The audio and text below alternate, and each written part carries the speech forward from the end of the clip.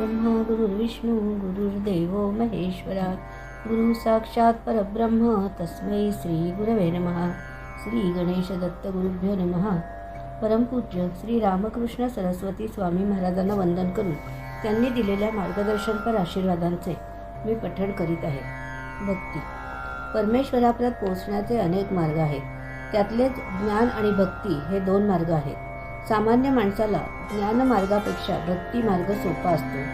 भक्तीद्वारे गुरूंवर भगवंतावर प्रेम जोडले जाते. अशा भक्तीचा आनंद अवर्णनीय असतो. बुद्धिमान मुलाला सुद्धा तो बुद्धिमान आहे हे सिद्ध करायला अभ्यास करावाच लागतो. तसेच भक्ताने सुद्धा नुसते गुरुदर्शन घेऊन भागत नाही, तर भक्तीही करावीच लागते. भक्ती मार्गातही आपल्या कृतीने व वृत्तीने भक्ती आचरणे महत्त्वाचे आहे. सतत गुरुभक्ती करायला मिळावी अशीच भक्तांची भावना असली पाहिजे. उपासना, नित्यस्मरण व कर्तव्य तत्परता यालाच भक्ती म्हणतात. यातूनच आनंद मिळत असतो आणि या आनंदातूनच भक्ती नित्याने खंड न करता घडत राहते.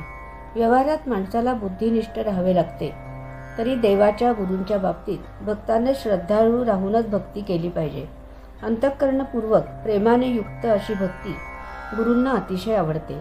भक्तीने भक्ताच्या मनात प्रेमाचा उमाळा उत्पन्न होतो. जसं पॅड ओले असेल तरच शिक्का उमटतो, तसेच प्रेमाने ओले असावे लागते.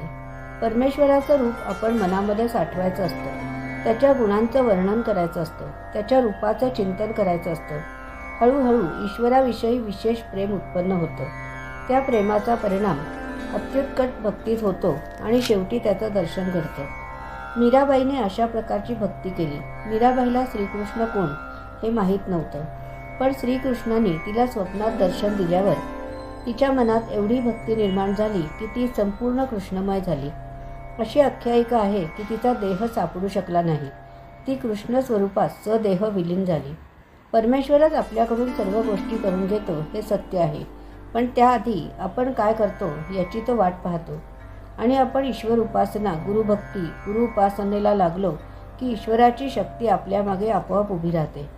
ईश्वर चिंतन करता करता आपल्या ठिकाणी जो भगवंताचा वास आहे तो प्रकाशमान होतो आणि मग मनुष्य जन्माचे कर्तव्य संपते.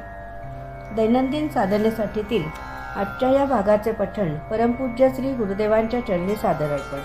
श्री गुरुदेव दत्त.